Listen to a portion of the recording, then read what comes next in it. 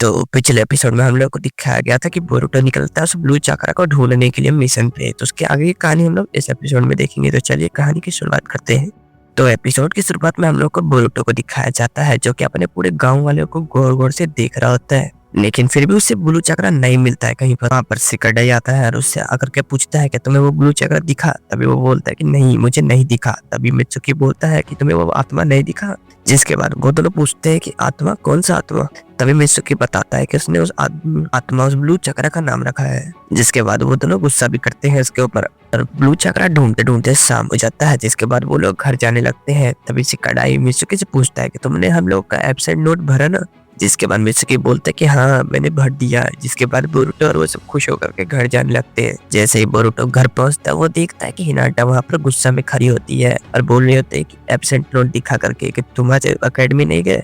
जिसके बाद हम लोग को दूसरे दिन का सीन दिखा जाता है जहाँ पर हिनाटा बोरुतो को लेकर के उसके स्कूल गई भी होती है, जहाँ पर सीनियर सेंसर से डांट रहे होते हैं और बोल रहे होते हैं कि तुम एब्सेंट क्यों थे। जिसके बाद बोरुतो बोलता है कि मैं कुछ जरूरी काम कर रहा था, इसीलिए मैं कल एब्सेंट था। और वो वहाँ से गायब हो जाता है क्योंकि वो एक शैडो क्लोन होता है बोरुतो का। उसके बाद हम सिकड़ाई और मित्सुकी और बोरुतो को देखते हैं, वो तीनों बात कर रहे होते हैं। तभी मित्सुकी बोलता है कि पेरेंट्स होना भी एक बहुत बड़ा दर्द है। तभी हम लोग को दिखाया जाता है कि सिकड़ाई की मम्मी ने उसे जोर से चमाट मारा होता है, इसमें जोर से कि उसके हाथ का दाग भी आ गया होता है उसके गाल पर। तभी सिकड़ाई बोलता है कि मैं अब कभी भी मित्सुकी को एब्सेंट नोट भरने नहीं बोलूंगा। हम लोग को दूसरे तब का सीन दिखाया जा रहा होता है। तभी सीनियर सेंसर बोलते हैं कि बोरुतो इसलिए ऐसा करता है ताकि वो अपने पेरेंट्स का अटेंशन ले सके। तभी हिनाटा बोलती कि हाँ, मुझे पता है, वो अपने डैड का अटेंशन लेना चाहता है। तभी सीनियर सेंसर बोलता है तो आप बोरुतो नारुतो को बता क्यों नहीं देते। तभी हिनाटा बोलती कि वो वैसे ही बहुत ज्यादा टेंशन में रहते, वो ठीक से खाना भी नहीं खा पाते। अब मैं उसे और टेंशन नहीं देना चाहती। सीन चेंज होता है और सीनियर सेंसर सभी बच्चों को पढ़ा रहे होते हैं। तभी वो बोर्ड पे लिखते हैं कि तुम लोग को सभी काम चुनना पड़ेगा अपने से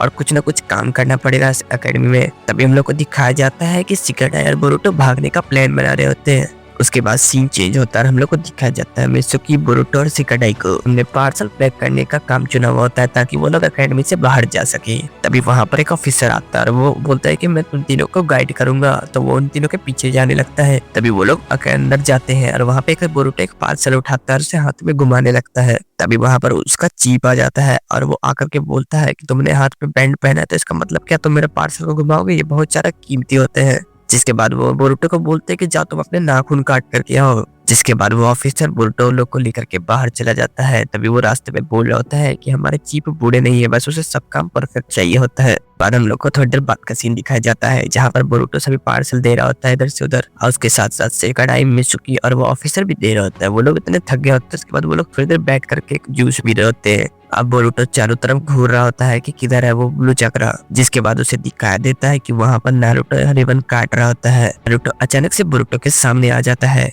और उस ऑफिसर को बोलता है कि मेरा बेटा बहुत ज्यादा ही परेशान करता है तो तुम इसका थोड़ा ध्यान रखना। जिसके बाद वो लड़का बहुत ज्यादा खुश हो जाता है क्योंकि उसने पहली बार लॉर्ड होकागे से बात की होती है। के बाद बोरुतो बोलता है कि जल्दी चलो, हम लोग डिलीवरी भी करना है ताकि हम लोग उस ब्लू चक्रा को भी ढूंढ सके। तभी वो जो लड़का होता है बोलते थोड़े ध्यान से डिलीवरी करना। जिसके बाद न अपने निंजुत्सु के मदद से डिलीवरी करने लगता है, लेकिन कुछ डिलीवरी अंदर जाता है और कुछ बाहर ही गिर जाता है। वहीं दूसरी तरफ मित्सुकी अपना हाथ लंबा करके गिरा रहा होता है डिलीवरी। उसके बाद सीन चेंज होता है, हम लोग को दूसरी तरफ का सीन दिखाया जाता है जहाँ पर मेटलर्स की टीम होती है। वो लोग आग बुझाने का काम कर रहे होते हैं। उस पानी में इतना ज्यादा प्रेशर होता है कि उसे मेटल संभाल ही नहीं पाता।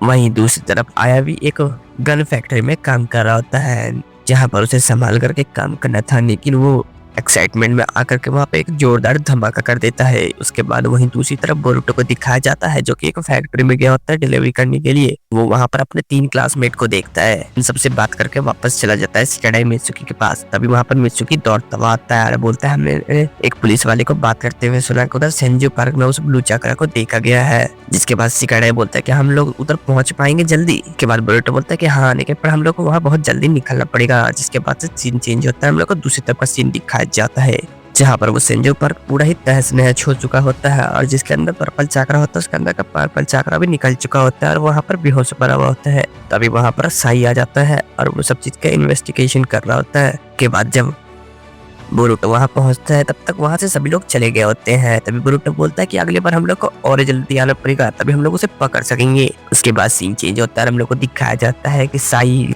होकागे से बात कर रहा होता है और बोल रहा होता है कि पिछले 7 दिन में 7 ब्लू चक्र दिखाई दिया है। तभी साई बताता है कि इसके पीछे कौन है अभी तक पता नहीं चल सका है, लेकिन फिर भी इसके ऊपर हाशिरामा सेल का यूज किया गया हुआ है।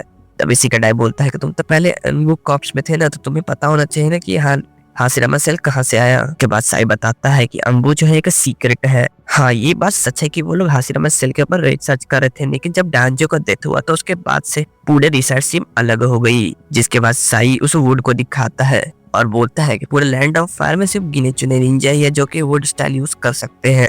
तभी नारुतो उधर पीछे थक गया होता है और बोल रहा होता है कि आज भी मुझे यहीं पर रुकना पड़ेगा, लेकिन उसके पास कोई कपड़ा नहीं होता है। तो वो घर गया होता है अपने कपड़े लाने के लिए और वो कपड़ा निकाल ही रहता है। तभी वहाँ पर हिनाटा आ जाती है पीछे से और तभी नारुतो बोलता है कि मुझे माफ करना, मैंने तुम्हारा नींद तोड़ दिया। तभी हिनाटा बोलती कोई बात नहीं और वह जाकर के उसके कपड़े पैक करने लगती है। तभी नारुतो बोलता है कि मैंने आज बोरुतो से मिला पर वो हमेशा गुस्से में ही रहता है।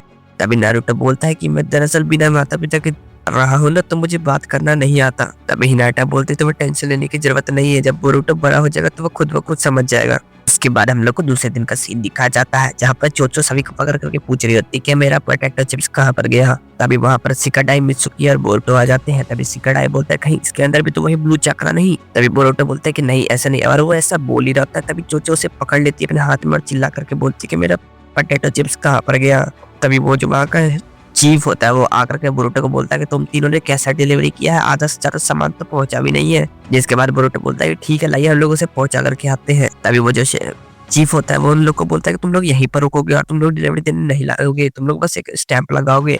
उसके बाद वहाँ पर न्यूज में आ रहा होता है कि वाटर प्यूरिफिकेशन लैब में उस ब्लू चक्रा को देखा गया है और उसको वहाँ पर तहस नहस कर दिया गया है। तभी बोरुतो देखता है कि वहाँ पर उसके क्लासमेट्स भी होते हैं, तो वो वहाँ पर तेजी से दौड़ता है। इस बार बोरुतो उस ब्लू चक्रा को पकड़ सकेगा, जानने के लिए देखिए अगला एपिसोड। तो आज के एपिसोड में बस इतना ही, मिलता है अगले एपिसोड। तब तक के लिए वीडियो को लाइक करके चैनल को सब्सक्राइब करके कमेंट में अपनी राय जरूर बताना गाइस।